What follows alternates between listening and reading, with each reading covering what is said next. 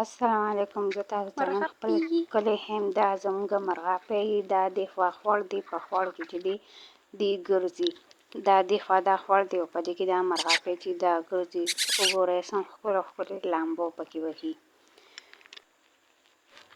دا زموږ کلی په دې باندې لار باندې ځو او دا لاندې چې کوم اوبه ښکاري دا خوړ دی په دې د موږ داسې ورکوزیږو دا د خوا دا بزي چې دا سریږي. دا لار ده په دې لار باندې داسې دا خوړ دی او دا مقبره ده دې سره خواته هغه د غوام پکې چې دی هغه سریږي.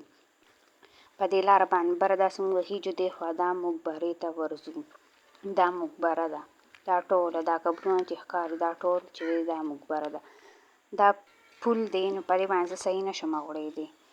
دا دې خوا دا ټول دا چې دا خوړ بهیږي نو زه ورته راکوشم ما ویې لږې پښې چې دی هغه به پکې وینځم.